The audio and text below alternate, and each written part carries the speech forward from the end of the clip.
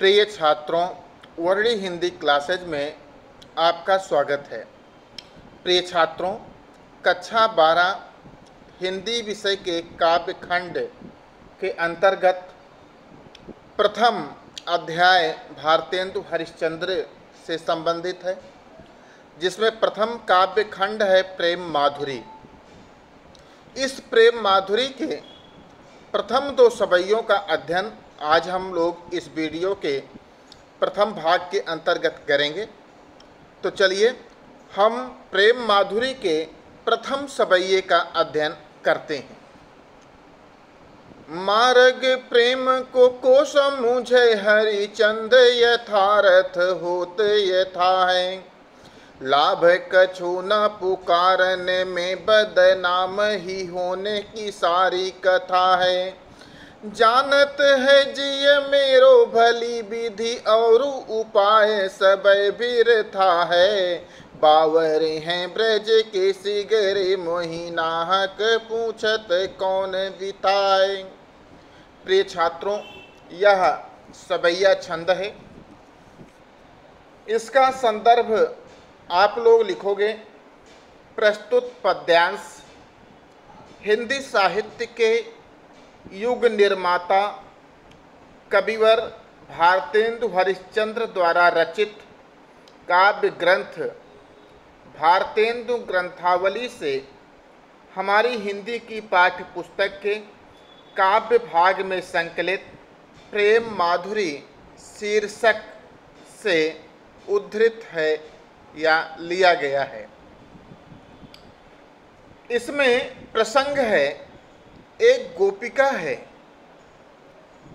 जो ब्रज के गांवों में दूध या मट्ठा या दही बेचने के लिए सिर पर मटकी रखकर जाती है, लेकिन वह श्री कृष्ण से प्रेम करती है और लोग उसके बारे में जानते हैं कि यह गोपिका श्री कृष्ण से प्रेम करती है।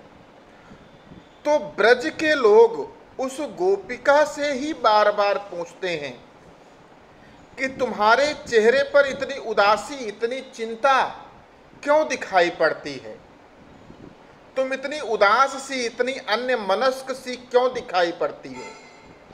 इस बात का उल्लेख करते हुए वह गोपिका कहती है कि मार्ग प्रेम को समझे। इस प्रेम के मार्ग को कौन समझ सकता है?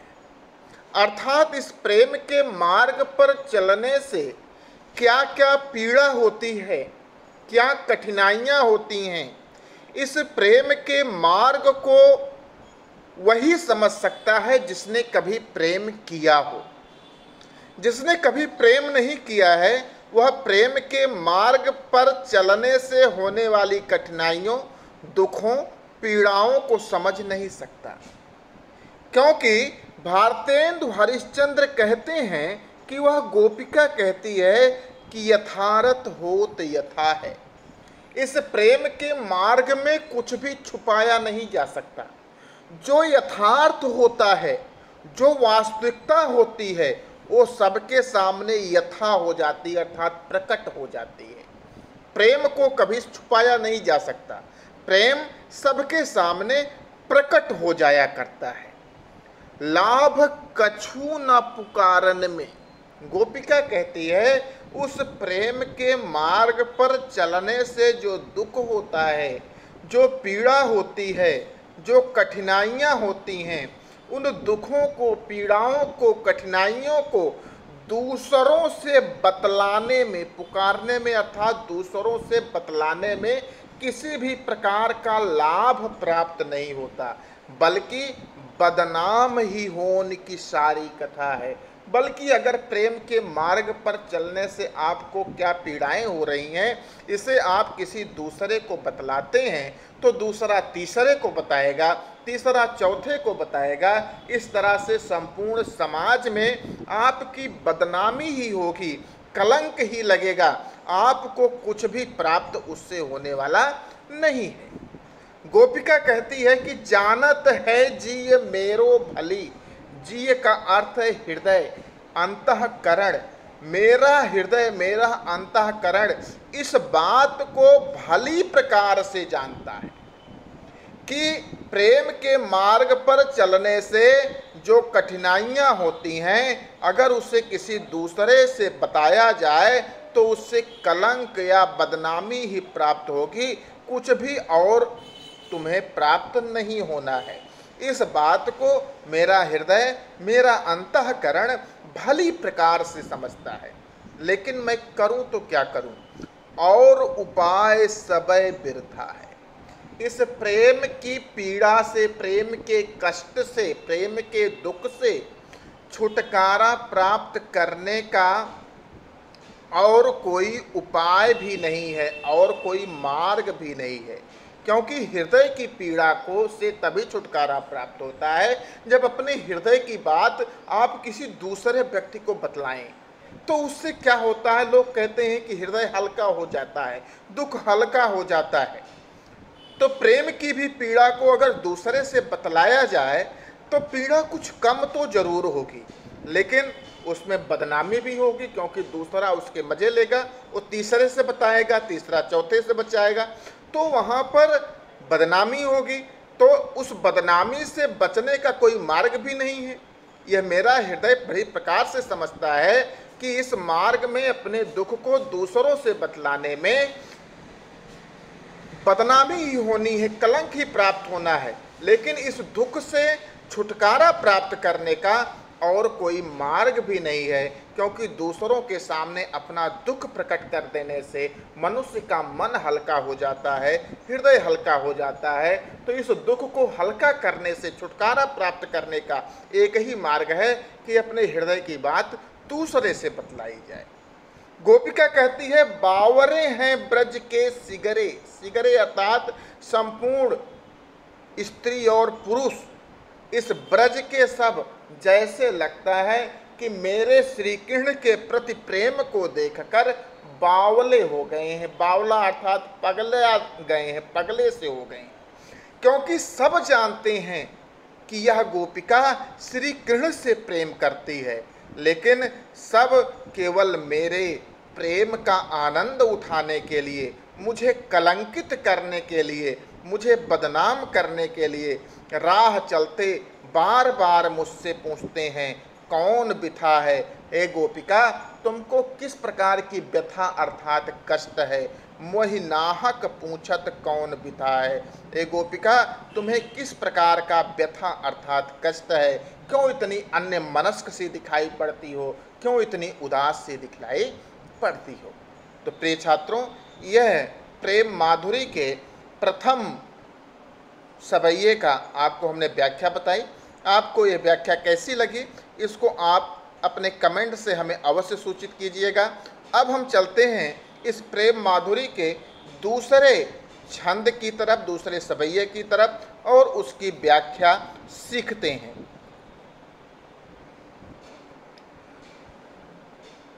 रोक ही जो तो अमंगल होए, और प्रेम न सै जो कहें पिय जाइए।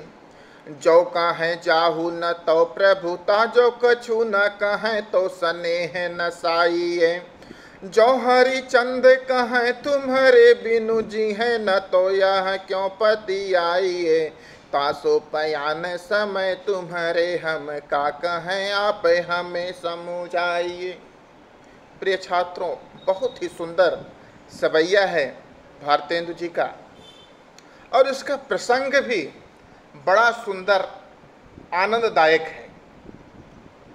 संदर्भ वही होगा जो हमने आपको पहले बताया था कि प्रस्तुत पद्यांश हिंदी साहित्य के युग निर्माता कविवर भारतेंदु हरिश्चंद्र द्वारा रचित काव्य ग्रंथ भारतेंदु ग्रंथावली से हमारी हिंदी की पाठ्य पुस्तक के काव्य भाग में संकलित प्रेम माधुरी शीर्षक काव्य खंड से उद्धृत है।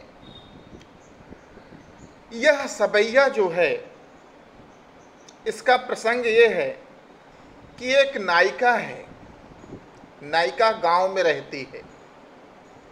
उसका पति नौकरी करने के लिए, पैसा कमाने के लिए परदेश जा रहा है।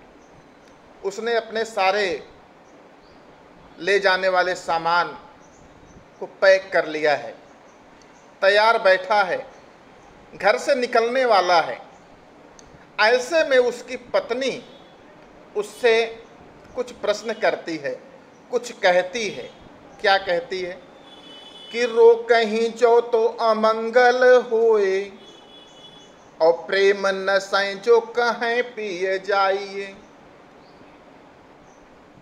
पति परदेश गमन करने वाला है। गोपिका उससे कहती है, हे प्रियतम, आप तो परदेश जाने के लिए तैयार हो चुके हो, घर से निकलने ही वाले हो। ऐसे में यदि मैं आपको परदेश जाने से रोकती हूँ, रोकहीं, तो यह अमंगल होगा, अशुभ होगा।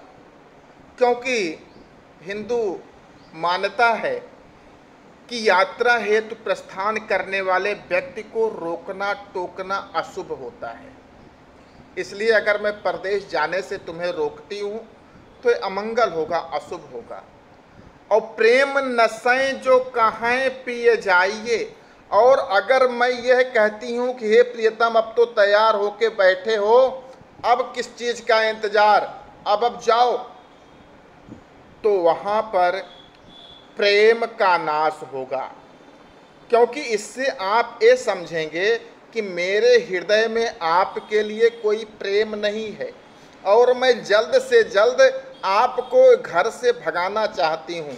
आप परदेश जाओ और मैं स्वतंत्र हो जाऊँ, तो वहाँ पर भी प्रेम का नाश होगा अगर मैं ये कहूँ कि पिए जाइए। फिर गोपिका कहती है, वो नायिका कहती है, जो कहें जाहु न तो, अगर मैं ये कहती हूँ कि हे प्रियतम, तुम्हें परदेश नहीं जाना है, परदेश मत जाओ, तो प्रभुता, प्रभुता का अर्थ होता है अधिकार, तो वहाँ पर मेरी प्रभुता प्रदर्शित होगी, मेरा अधिकार प्रदर्शित होगा। ऐसा लगेगा कि जैसे मैं आपको आदेश दे रही हूँ। तो यह एक स्त्री के लिए उपयुक्त नहीं है, क्योंकि एक स्त्री अपने पति पर प्रेम प्रदर्शित कर सकती है लेकिन अधिकार नहीं प्रदर्शित कर सकती। फिर कह रही है गोपिका, वह नायिका, कि जो कछु न कहें, अगर मैं जाते समय आपसे ना तो रोकूं, ना तो कहूं पिए जाइए, और ना तो ये कहूं कि जाऊं न, तो तीनों चीज ना कहूं, मैं कुछ भी ना कहूं, तो वहाँ पर भी स्नेह, स्नेह का अर्थ है स्नेह अर्थात प्रेम, वहाँ पर भी प्रेम का नाश होगा। वहाँ पर भी आपके मन में ये बात आएगी, आप समझोगे कि मेरे हृदय में आपके लिए किसी प्रकार की मोह या प्रेम भावना नहीं है। नायिका आगे कहती है कि जो हरिचंद कहें तुम्हारे बिन जी हैं ना, अगर मैं ये कहूँ कि ये प्रियतम, मैं तुम्हारे बिना जीवित नहीं रह सकती या शरीर धारण नहीं कर सकती, अगर आप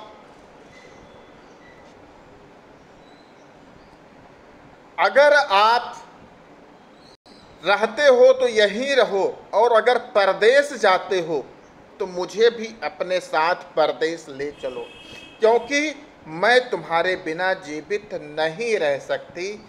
तो यह क्यों पतियाइए, तो आपको मेरी इस बात पर क्यों पतियाइए अर्थात क्यों भरोसा होगा, क्योंकि कहते तो ऐसा सभी हैं लेकिन कोई अपने प्राण त्याग नहीं देता, सब जीवित रहते हैं। इसलिए तासो पयान समय तुम्हारे, पयान का अर्थ यहाँ पर प्रस्थान, इसलिए हे प्रियतम, तुम्हारे प्रस्थान के समय, तुम्हारे परदेश जाते समय हम क्या कहें, हम आपसे क्या कहें, आप हमें समझाइए, आप ही हमें कहकर समझा दीजिए। मेरी समझ में नहीं आ रहा है कि आपके परदेश जाते समय मैं आपको अपने प्रेम का विश्वास कैसे दिलाऊं, आपको क्या कहकर विदा करूं, ये हमारी समझ में नहीं आ रहा है। तो प्रिय छात्रों, ये भारतेंदु हरिश्चंद्र के प्रेम माधुरी के प्रारंभिक 2 सवैयों की व्याख्या हुई। ये दो सवैयों की व्याख्या आपको किस प्रकार से समझ में आई, उसको कमेंट करके हमें आप अवश्य सूचित कीजिएगा और अपनी बोर्ड परीक्षा की तैयारी जारी रखिए, जिससे आप अच्छे से अच्छा अंक प्राप्त कर सकें। धन्यवाद।